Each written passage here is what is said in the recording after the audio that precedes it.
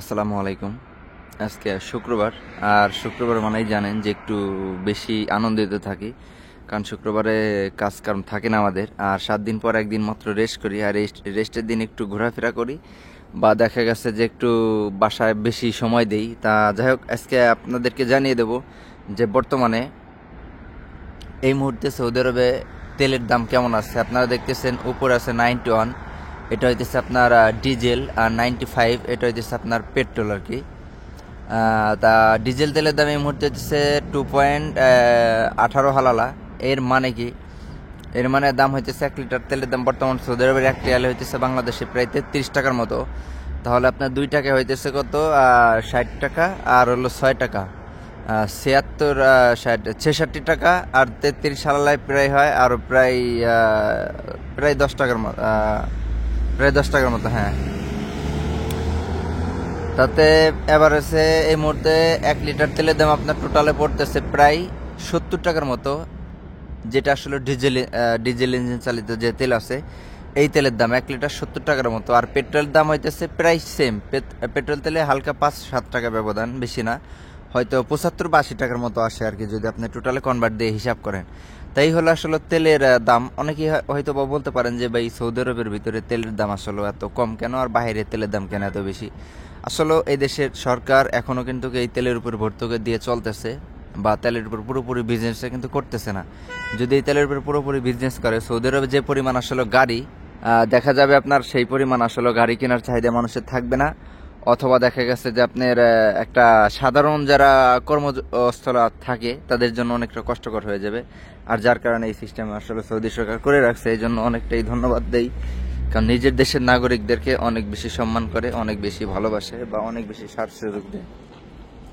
তো যাই হোক, আজকে আপনাদেরকে যে এরিয়াটা দেখাবো, এই এরিয়াটা হইতেছে খুবই জনপ্রিয় একটা এরিয়া সৌদি আরবের ভিতর, রিয়াদের ভিতরে, শিপা থানার পাশে। এই যে দেখতেছেন আপনারা, এটা হইতেছে বর্দার হোটেল। আজকে বর্দার হোটেল খোলা আছে, এই যে বর্দার হোটেল। আর এটা হইতেছে প্রিমিয়ার হোটেল। আর আমার ডাইন পাশে যে ইয়াটা দেখতেছেন, বড় বড় টিনের যে ঘরটা দেখতেছেন, এই যে এইগুলা এইগুলা হইতেছে আপনার সব সানাই বা গাড়ির ওয়ার্কশপ বা বিভিন্ন রকমের ফ্যাক্টরি, মিল, বিভিন্ন কোয়ালিটির আছে। এই সানার ভিতরে আপনার একেবারে প্রায় বলতে গেলে A to Z সবই আছে। কাঠের বড় বড় কোম্পানি আছে, এরপরে মানে একেবারে ভ্যারাইটিস, এমনকি গোল্ডেরও মার্কেট আছে এই সানার ভিতরে। গোল্ড বলতে আমি স্বর্ণ যেটাকে বোঝাইতেছি ওইটাকে বলতেছি।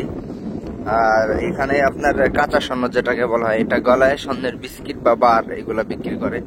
তাছাড়া কোনো ডিজাইন এমনিতে কোনো স্বর্ণ এগুলো না। তা যাই হোক, আপনাদেরকে এই এরিয়াটা আজকে দেখানোর অন্যতম কারণ আছে। যারা আসলে এই সমস্ত এরিয়ার পাশ দিয়ে হাঁটাচলা করেন বা চলাফেরা করেন, বা অনেক সময় দেখা গেছে যে গাড়িতে উঠে বিভিন্ন জায়গায় যাতায়াত করেন, তাদের জন্য বর্তমানে একটা খুবই সতর্ক একটা বিষয় হলো, আপনারা আসলে যখন চলাফেরা করেন, বাহিরে যান, অন্তত বেশিরভাগই শুক্রবারে বা বৃহস্পতিবারে রাত্রে ঘোরাফেরা করেন।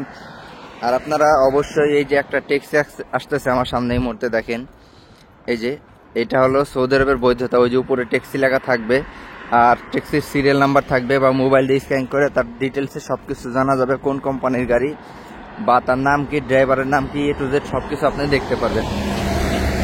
এই হলো এই দেশের ট্যাক্সির সিস্টেম। আপনি যখন ট্যাক্সিতে যাতায়াত করবেন তখন আপনি ক্রাইমের শিকার হবেনই না, কারণ এই ট্যাক্সির ভিতরে লাইভ ক্যামেরা থাকে, যেটা সবসময় কন্ট্রোল রুমের সাথে সংযোগ থাকে। অথবা আপনি যতক্ষণ পর্যন্ত আসলে এই গাড়ির ভিতরে বসা থাকেন ততক্ষণ পর্যন্ত এটা ভিডিও রেকর্ড থাকে। এই রেকর্ডটা কিন্তু প্রায় 1-1.5 মাস পর্যন্ত থাকে তাদের ডাটা সার্ভারে। আর যে ক্ষেত্রে ট্যাক্সির ভিতরে আমার এখন পর্যন্ত জানা নাই যে ট্যাক্সির ভিতরে সৌদি আরবের ভিতরে ক্রাইম হয়েছে। আর বর্তমান সময়ে অনেক সময় আপনারা শুনে থাকেন যে সৌদি আরবে মানুষ অপহরণ হইতেছে। এটা আসলে কিছুটা হলেও সত্য। সত্য বলতে এটা অনেক আগে থেকেই ছিল, বর্তমানে ইউটিউব, ফেসবুক মানুষ একটু বেশি চালায়, যার কারণে নিউজগুলো খুব দ্রুত কিন্তু মানুষের কাছে ছড়ায় যায় বা 10 জনের কাছে পৌঁছায় যায়। আপনারা কখনো ভুলও ট্রাই করবেন না যে সাধারণত আপনি যেই সাধারণ যে ট্যাক্সি আছে, ট্যাক্সি বলতে আমি বোঝাচ্ছি যে প্রাইভেট কার আছে, এই সমস্ত কার আপনারা কখনোই চড়বেন না। কারণ আপনারা আপনাদের সাথে কিভাবে প্রতারণা করে আমি একটু আপনাদেরকে বুঝাই, তাহলে বুঝবেন। কারণ যেহেতু দীর্ঘদিন সৌদি আরবে থাকি, আর আমি যেহেতু এই সমস্ত গাড়িতেও মাঝে মাঝে চলাফেরা করি, তা যাই হোক, আপনি যখন আসলে প্রথমে সাধারণত একটা গাড়ির সাথে কথা বলবেন যে ভাই আমি অমুক জায়গা যাব, যেমন দেখা গেছে এখান থেকে আপনি 20 রিয়ালের পথ যাবেন বা 20 টাকা ভাড়ায় যাবেন, তখন আপনাকে সে উঠাবে। উঠানোর পরবর্তীতে মাঝখানে আরো সে যাত্রী দেখবে। এই ক্ষেত্রে মাঝখানে আরো যাত্রী উঠাবে, ওই যাত্রী হইতেছে ওই ট্যাক্সিওয়ালার সাথে সংযোগ থাকে।